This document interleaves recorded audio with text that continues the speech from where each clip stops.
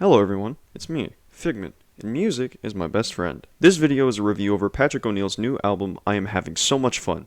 I'm not really an expert of describing artists' sounds, but if I were to give a description of Patrick O'Neill's music up until this point, a lot of their music appears to be a fusion of indie rock and electronic music. I discovered them back in 2022 when they appeared on Silkenwood's Sleepover Volume 2 compilation with the song Montague Gardens 2022, which was a collaboration between Delta and Box Kitty. This was during a time period I was really interested in exploring a lot of underground and experimental electronic artists, and while I felt Montague Gardens wasn't my cup of tea, I felt like Patrick O'Neill delivered some great vocals on that track, and I've been following them since. Within the time period from then to now, they've released a few more stellar tracks, two of which are on this album, so I'll be getting to those later, but the one that isn't on this album is Wrong, featuring Yazida.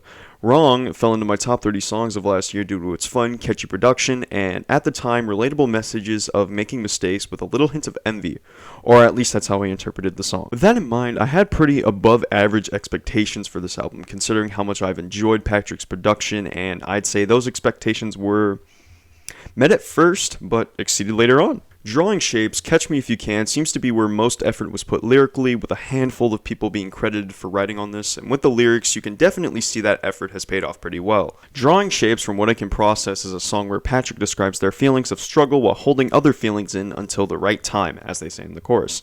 The lyrical highlight of this song for me would probably be in the second half of the chorus. Production on this flows very smoothly, but then there's an impacting moment in the song where the vocals are layered more and the drums go double time. I understand the impact of what the song was trying to go for here, but I feel as if it ended up falling slightly flat for me, more so for the drums. While Ugly brings back those really upbeat drums for most of its runtime, they do sound better here. The instrumental gets more laid back for Patrick's first set vocals on this song, and that switch up was also alright. The instrumental break happens, and afterward the drums come back, and yeah, that's about it for the instrumental. I will comment at around 90 seconds in, there's this off-putting sound, and I can't tell if it's screaming or like a really distorted whirlpool sound. It's kinda cool though. The last bit of the song puts some weird effects on the instrumental in a few spots, along with a couple of synth solos. Lyrically, however, this song is pretty good despite having weaker lyrics on this album. The themes of negative emotions and remembering are done decently here, but I'll admit, are done better from other songs on this album.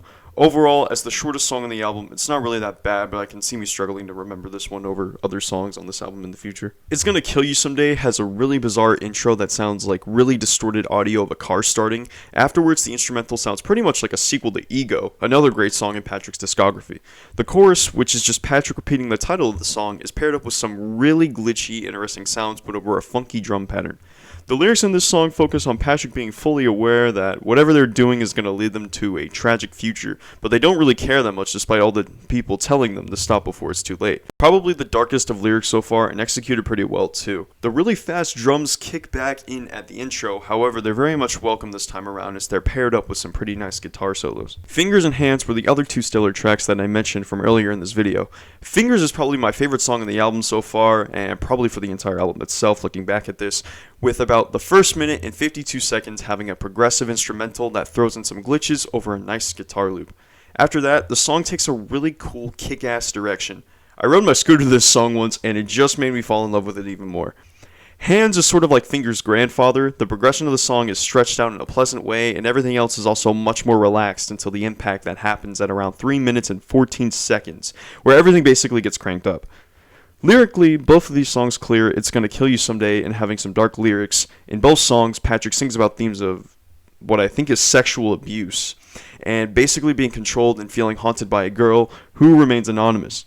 While I can't really relate to these lyrics in any way, the topic itself shown in the messages is one to make me very emotional, and it's why these two songs hit very hard for me. You can tell Patrick really cared about making these songs, and they sure did pay off. Now we get to the longest song on the album, Wake Up, Burn, Freeze, which around the first minute is a pretty interesting noise wall. I hope that's the correct way to describe it. During Patrick's verses of pretty random things, honestly, over a simple guitar loop, there's a lot of ambient noises that come in, and some of them sound pretty cool. You can definitely tell this is Patrick's most experimental track on the album, especially when the last minute or so comes in with really distorted basses and heavy drums, only to calm back down right at the end. While I'm not certainly a huge fan of all that's going on, I totally appreciate the direction the song goes, and that it goes to show Patrick does a lot more than just the indie rock and electronic fusions we've been introduced to in the first half of this album. Then Swallow Pride comes in to keep the experimental noises going for the beginning, then goes into some more production as seen from earlier in the album. This song, however, I think hits its impact and climax a lot more than all the previous songs. I love that this song circled back to Wake Up, Burn, Freeze in the end. This song just feels really great. There's nothing else positive I can really say that I haven't said for previous tracks. Everything just feels so consistent. Chokehold seems like a love song turned to dark, especially with the early lyrics being about a loving relationship, but then turning sour when lying enters some of the words, and along with the final chorus having some changed up lyrics. And once again, instrumentally, the impact here is done pretty well. It's safe to say the center of this album has hit a pretty consistent point. Candle is my least favorite of the 3 pre-releases that were to come out, but it's still pretty short and solid. With a calm, sonder start, and about halfway picks up the glitchiness until we're left with a white, noisy indie impact. I would talk about the lyrics on here, but I actually can't find a lyric page, so I'm sort of stuck. Good Morning starts off with a cappella. My bad. The direction this song takes is really blissful with the fact it plays off the first ever song in the album. In summary, this song represents the feelings Patrick was waiting for, the right time to let out in the first song. Basically, this is sort of like a love confession song. It sounds really wholesome and cute, basically, and I'm slowly beginning to realize that the direction this album is taking seems to be approaching a happy ending. And just like with Good Morning, that positive energy is kept with Forever. Just another happy instrumental where Patrick just talks about falling in love. For forever. And then we close it off with Bouquet, the second longest song off this album. If all of these songs were meant to be thought of as a chronological order of a life story, I think the song definitely works as a closing song. It sort of feels like these last few songs just have this connection at the beginning of a love story, and it's these sorts of feelings that Patrick needed to turn their life around and be happier, with all the earlier songs just representing sentimental feelings and depressing themes. Only real complaint for this closing song would be that the verses sound more like mumbling rather than actual singing. However, I think that was the intention, as it makes sense in the context of someone madly in love to the point where they're just lost in that love. Something that I also haven't pointed out, like just through like the overall album, Patrick's voice, and this tends to go through like their whole discography, during some parts feel overall quiet, and it's kind of hard to understand lyrics unless if you actually look them up, which is basically what I did for this entire album.